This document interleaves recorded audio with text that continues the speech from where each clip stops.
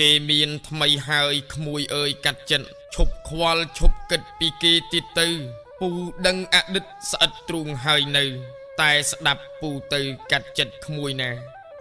ពូផ្ដាំទៅក្មួយទាំងប្រុសស្រីសូមកុំគិតខ្លីព្រោះក្តីស្នេហាគ្រាន់តែអស់ប្តីបែកសង្សារទៅជ្រួយចង្វាសម្រាប់ខ្លួន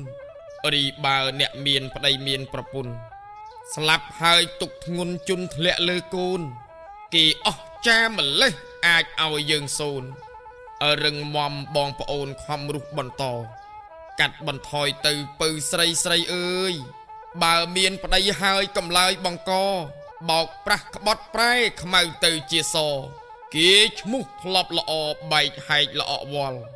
មានប្តីមិនស៊ូខំប្រឹងរកស៊ីបែបដូរមួយពីរចិត្តដូចចុងស្រល់ប្រយ័ត្នថ្ងៃក្រោយចាញ់ល្បិចកិច្ចកលកម្មវាឲ្យផលសល់ក្តីទោសទុកណែប្រុសគ្នាយើងក៏អ៊ីចឹងដែរកុំក្បត់ព្រួលប្រែកំកែកិច្ចកុកបោកប្រាស់ប្រពន្ធឲ្យរួងក្តីទុក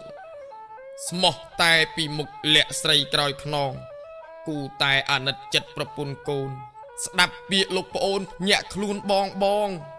ឈប់មានស្រីទៅក្រែងលោវាចងទៅជាចំណងកម្មកាចឬស្យារីអស់ក្មួយអ្នកនៅក្មេងកំពុងវង្វេងនឹងលបែងស្នេហាអោបថើបអូនបងក្បត់អស់មេបាជាសិស្សសាលាស្គាល់គ្រប់ជាតិជើនៅក្មេងមិនរៀនមានស្នេហ៍មានស្និទ្ធប្រត់ប្រាស់បែកចិត្តក៏គិតខ្លីទៅកតញ្ញូនឹងស្នេហ៍បែផ្លិចម៉ែឪបែកគ្នាចែកផ្លូវទៅជ្រោយចង្វាមិនមើលថៃប្អូនចង់សម្លាប់ខ្លួនគិតខ្លះទៅប្អូនស្ដាប់ពីអាត្មាប្រុសអស់ហើយឬនៅលើលោកាទើបបងសង្ខារព្រោះអាដែលក្បត់សង្សារការចោលខ្លះដូចរឿងធំគិតតែពីយំមិនហត់អាណិតដែលឃើញហាក់ដូចកំសត់ម៉ោះចូលមកវត្តស្ដាប់ពុទ្ធដីកាប្អូនអើយព្រះថាជួបគង់នឹងប្រត់គ្មានអ្វីទៀងទាត់ទេលើលោកាអវិជ្ជាបាំងជួបទុកមើលសាគ្រាន់បែកស្នេហាថាអស់ចាអ្វីយើងធ្លាប់រងទុករាប់កាប់មកហើយ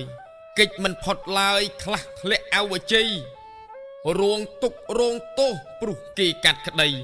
បែកស្នេហាអ្វីប្រៀបបានកម្មពិតណាស់ហើយតោះឈប់ស្ដាយ